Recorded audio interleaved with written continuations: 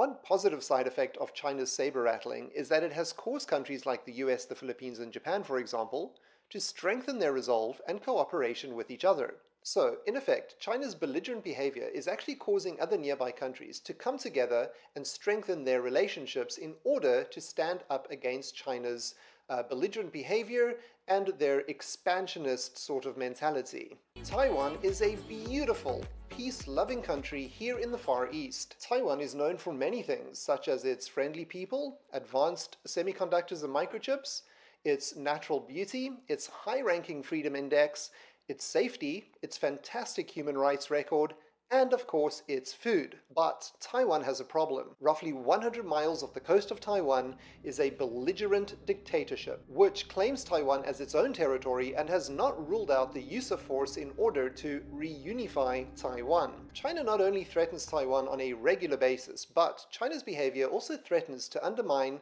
peace, security, and stability in the Asia-Pacific region. Countries such as Japan, South Korea, the Philippines, Australia, Thailand, and many others could potentially get dragged into a conflict with China. Besides North Korea and China, most other countries near Taiwan, and of course including Taiwan itself, are peaceful. However, as China has become wealthier over the past few decades, mostly thanks to the US, not only has China fired missiles over and around Taiwan on multiple occasions, most recently when Taiwan's President Tsai Ing-wen visited the US, but China often claims Taiwan as its own territory and threatens to use force not only directed at Taiwan, but also towards anybody who dares to interfere. 谁妄想这样干，必将在14多亿中国人民用血肉铸成的钢铁长城面前。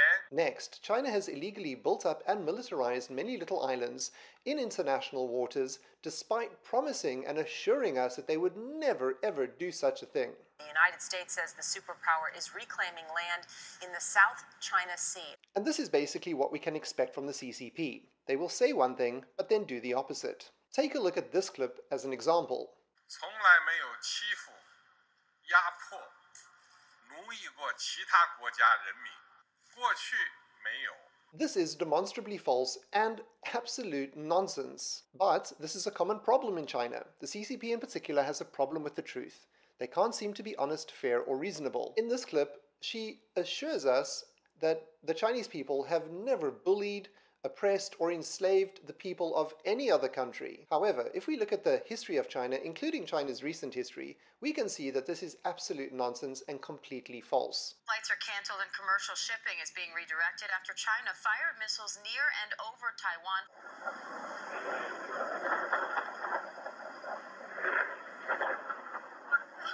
Is this kind of behavior not perceived as threatening, bullying, or oppressing? Or, even better, how about this clip?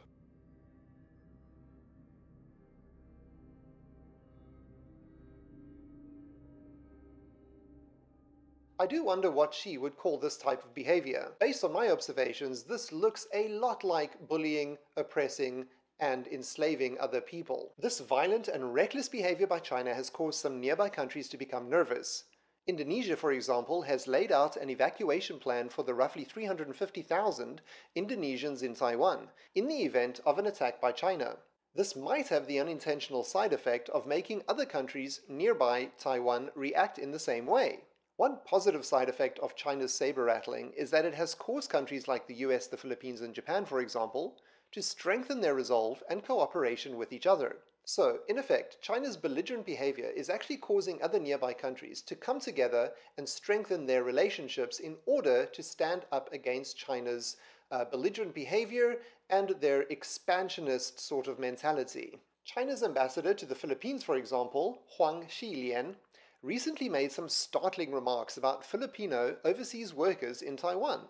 He said something along the lines of, if the Philippines really cares about the 150,000 overseas foreign workers in Taiwan, then the Philippines will not support Taiwan or the US if China invades Taiwan. So essentially what he's saying here is that he's basically warning the Philippines that they better not support the US and they better not get involved if China decides to invade Taiwan, because if they do, then something bad might happen to the 150,000 overseas foreign workers from the Philippines who currently call Taiwan their home. Hang on, I was under the impression that China never bullied, oppressed or enslaved other people. This is absolutely disgusting behavior by any standards, but especially for someone in his position.